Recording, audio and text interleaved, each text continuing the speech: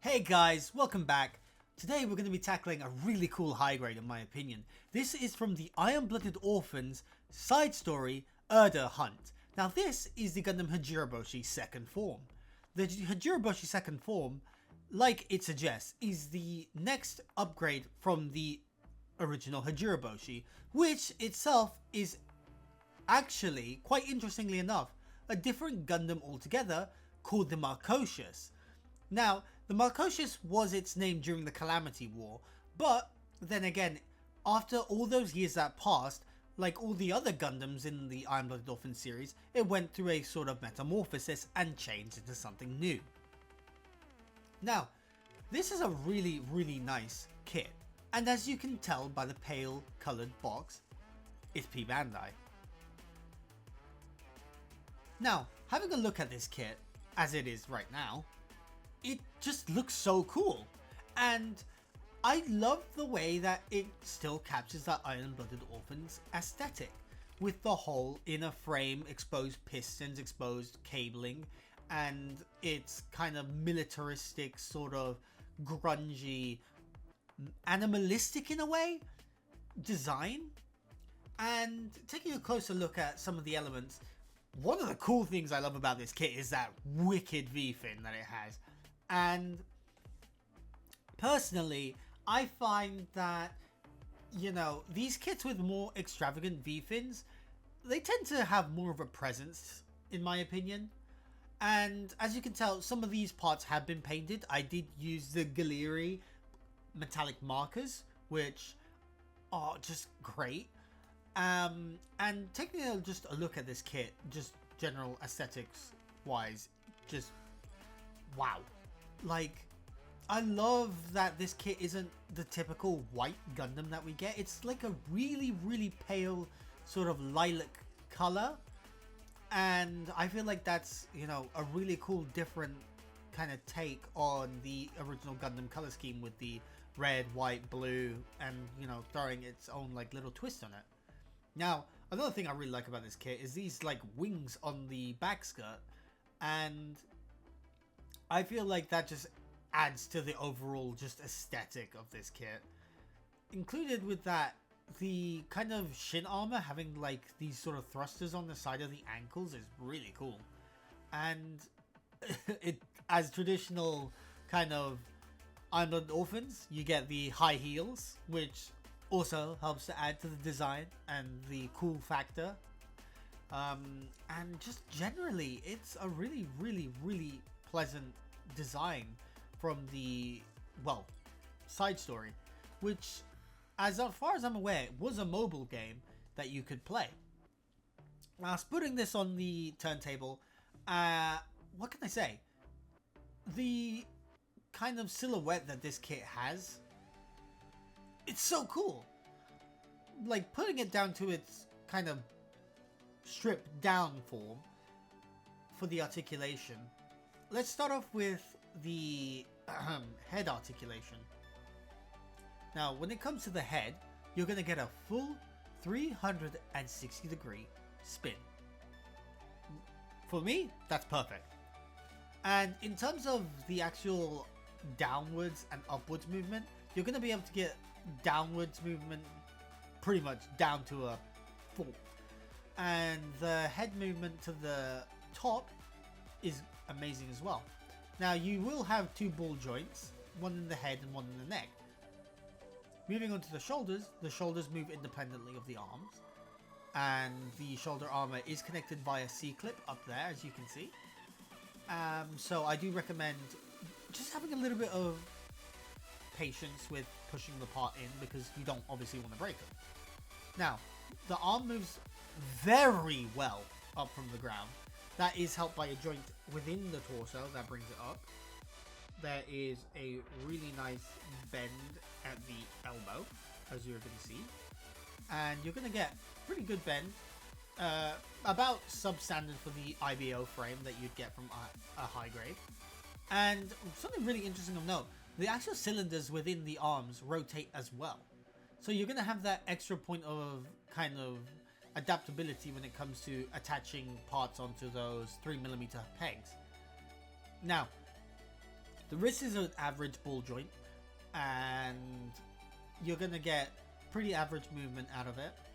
When it comes to the actual torso itself, it does tilt back a tad bit, and it does tilt forward a little bit. I wish it could do a little bit more, but it is what it is. In terms of waist rotation, you're going to get a full 360-degree spin as well, and I find that's just generally due to the design being so free, so you're going to get that really easy 360-degree spin. In terms of the waist, the leg can pretty much get cleared out completely with the actual front skirts and side skirts moving completely out the way. Unfortunately, the back skirts are stationary, but in my opinion that's fine because of the actual attachment on the back skirt. Now, the kicks out to the front are pretty decent. You're going to get pretty much all that you need. It's not 90 degrees, but that's just due to the actual design. Now, in terms of knee articulation, you've got a nice double bend in the knee, so you're going to get a really nice pose out of that. And moving down the leg itself, we're going to go down to the ankle armor and the ankles themselves. So the foot itself does pivot downwards, and that is pretty standard for Iron-Blooded Orphans kits. The ankle armor is also articulated, which I find very, very nice. That includes the actual little thruster on the side of the ankle, which is on a ball joint. I have personally tightened the ball joint on there because my part kept on popping off. And in terms of the actual rotation, it is sitting pretty much in a 360-degree kind of rotation due to it just being pretty much a peg in a hole. And what can I say? The articulation is pretty fantastic for what these frames did. Moving on, let's actually talk about the articulation of the wings that are on the back skirt. Now, these are really cool. It doesn't use any inner frame, but for what it is, I don't mind that. Now, you're going to get quite a few points of articulation in there. You're going to have some articulation in the kind of part that attaches to the actual wing itself. And that is a rotation and also a hinge that's going to allow it to pivot up and also kind of out of the way. Now, there is also another hinge on the actual connector of the back skirt, and the sort of little vents, they are also separately articulated, which I really like. So that way you can get a pretty nice kind of silhouette from the actual back wings added onto the kit itself. Moving on to the accessories. This kit is pretty bare when it comes to accessories. So you're going to get the back skirt, the shield, the sword, which is really cool, and you're going to get two actual attachments for the actual back skirt element, which are sort of, I think they are modified Dainsleif units. But moving on, this kit does come with the parts from the first form. That includes the rifle, the shoulder, the full shield, and its melee weapon. So I just personally find that to just be a bonus on this kit. It's not marked out or anything, but you can use it if you want. Throwing this kit up into some poses, and yeah, it's pretty decent, to be honest, when it comes to posing. The only thing I will suggest is that, as known, these Iron-Blooded Orphans kits can tend to become a little bit loose. So I do recommend maybe thickening up some of the joints and securing some of the parts, especially up in the Ahab reactor. That can greatly increase the stability and just the general strength of the kit.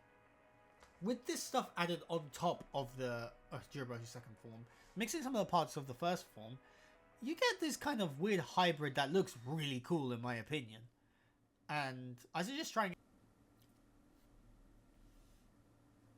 Wrapping up this review, I actually really like this kit.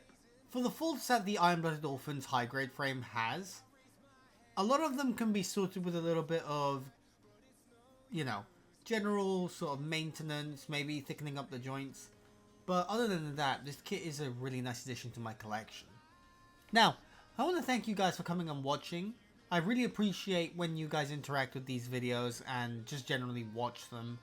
It would help greatly if you guys could share or subscribe or just generally comment with the video. I'd love to hear your guys, opinions or thoughts or anything to do with Gunpla.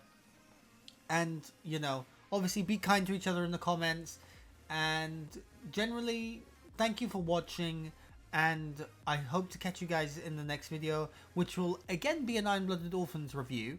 But it's a kit I was highly waiting for. So, make sure you stay tuned. Make sure you turn on notifications. And hopefully I will see you in my next video. Peace, guys.